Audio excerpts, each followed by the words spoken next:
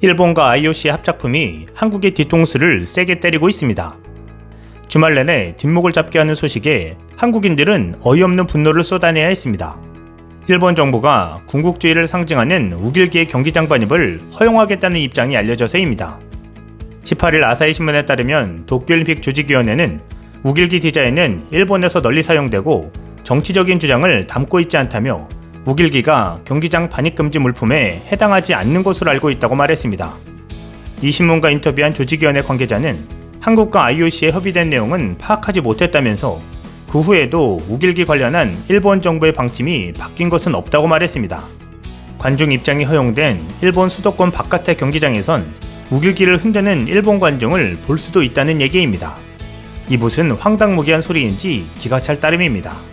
이는 토마스 바우 IOC 위원장과 일본 정부의 떠넘기기식의 전략적 계략으로 보입니다. 바우 위원장이 도쿄올림픽 홈페이지에 독도 표시로 한국의 항의를 받았을 때도 도쿄 조직위원회에 문의하라는 메시지를 보냈던 것이 스쳐 지나갑니다. 드러난 것으로만 보면 바우 위원장은 도쿄 조직위원회와 합의도 없이 우길기에 대한 거짓 약속을 했던 것으로 볼 수 있습니다. 즉 바우 본인은 IOC 차원에서 우길기 반입 금지를 약속하지만 도쿄 조직위가 안 된다면 어쩔 수 없다는 식의 변명을 하려 했던 것으로 보입니다. 일본 역시 IOC로부터 들은 바 없다며 모르쇠 전략을 하고 있습니다. 황당한 것은 우리 측입니다. 대한체육회 관계자는 국제올림픽위원회와 우길기 사용 응원에 대해 올림픽 헌장 50조를 적용해 판단하기로 약속한 것은 맞다며 최종 결정은 현수막도 그랬듯이 위원회가 판단할 문제라고 말했습니다. 이렇게 중요한 약속이 구두로만 확인하고 정확히 문서화되지 않은 것으로 보입니다. 때문에 우길기 사용을 올림픽 헌장 50조 위반 사례로 판단하겠다던 IOC의 다음 행보에 비상한 시선이 쏠리고 있습니다. 토마스 바우 IOC 위원장이 대립을 조장하는 일은 좋지 않다고 발언한 만큼 IOC가 우길기 사용을 실제로 막을지가 핵심 사안으로 떠오르고 있습니다. 일각에선 대한체육회가 IOC에 더 강력하게 어필해야 한다는 기류가 있습니다.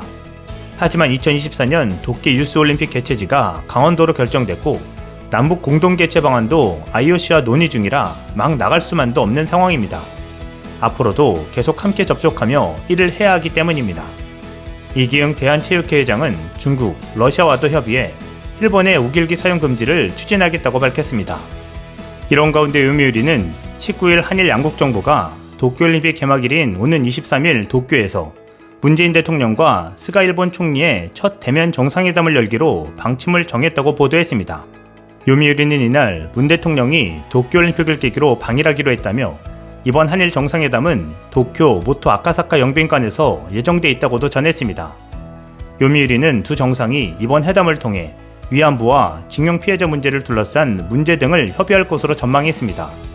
이에 대해 박수현 청와대 국민소통수석은 19일 CBS 김현정의 뉴스쇼에 출연해 아직 결정된 것은 없다고 밝혔습니다.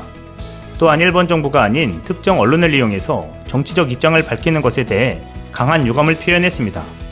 박 수석은 소마공사의 발언에 대해 청와대도 국민과 함께 분노하고 있다면서 요미우리가 밝힌 소마공사 경질 보도에 대해서도 아직 일본 정부로부터 통보받은 바 없다고 말했습니다. 이는 일본이 사실상 언론 플레이를 통해 소마공사를 경질한다는 내용을 흘렸지만 이 역시 언론이 밝힌 것이라 납득할 만한 조치사항이 아니라고 지적한 것입니다. 실제 가토가 스노부 관방장관은 이날 소마공사의 발언이 매우 부적절했다는 데 공감하면서도 경질 보도에 대해서는 모태기 외무상이 결정할 것이라며 모호한 발언을 했습니다. 사실상 또 일본이 언론을 통한 입장을 번복하면서 한국이 굴욕적 외교를 한다는 프레임을 씌우려고 시도한 것입니다. 청와대도 일본 정부가 이렇게 나올 것을 예상했던 것으로 보입니다. 때문에 청와대는 일본이 우길기 방침에 대해서도 모르쇠로 일관하고 있는 것처럼 간사한 꾀를 부리지 못하도록 압박하는 모양새입니다. 박 수석은 또 연합뉴스와의 통화에서 문 대통령은 쉬운 길보다는 더 좋은 길로 가려고 노력하고 있다고 말했습니다. 이어 방일의 부정적인 국민 여론도 잘 알고 있다며 이런 여론을 따르는 것은 쉬운 선택이지만 대통령으로서는 또 다른 외로운 길을 가는 것도 고민해야 한다고 밝혔습니다. 이는 확정된 것은 아니지만 문 대통령의 방일 가능성이 있다는 것을 시사한 발언으로 보입니다. 강제징용 문제 등을 둘러싼 한일 갈등에 주한일본공사의 망언까지 더해져 방일 여건은 좋지 않지만 국익을 중심에 놓고 결정하겠다는 취지로 읽힙니다. 정상회담 및 실질적 성과가 약속돼야 방일할 수 있다는 입장을 지켜온 청와대는 도쿄올림픽 개막식 참석을 위한 문 대통령의 방일 여부에 대해 이르면 이날 최종 결정을 내릴 계획입니다. 일본 정부의 방역수칙상 해외 입국자들은 3일간 격리해야 하기 때문입니다.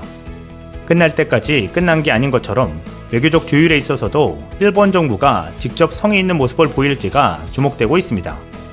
한편 지난 17일 도쿄올림픽 선수촌에서 코로나19 확진 사례가 처음 나온 가운데 일본 방역 전문가가 이는 빙산의 일각이라고 경고하고 나섰습니다.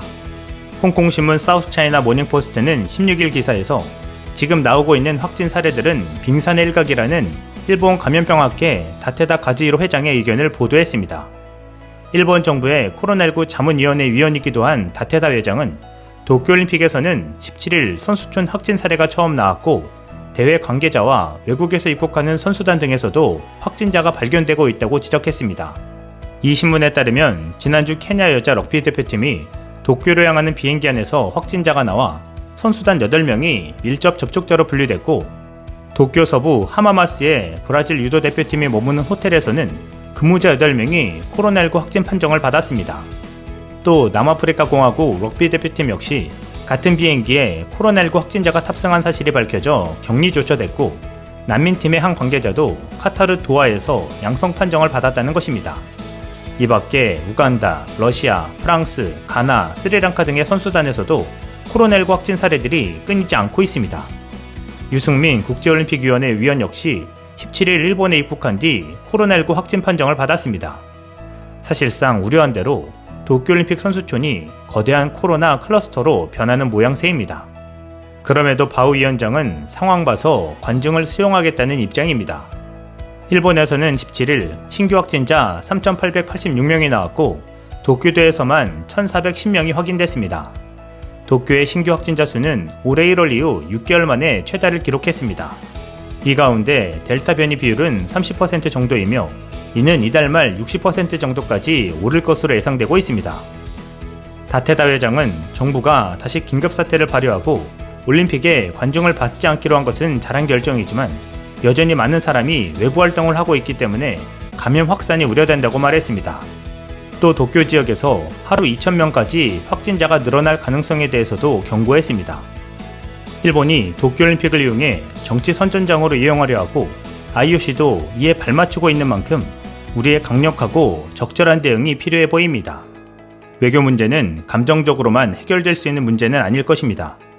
그럼에도 일본의 간사한 언론 플레이를 역이용해 우리의 국익을 위해 좋은 결과물을 가져올 수 있길 기대해 봅니다. 이상 시온TV였습니다.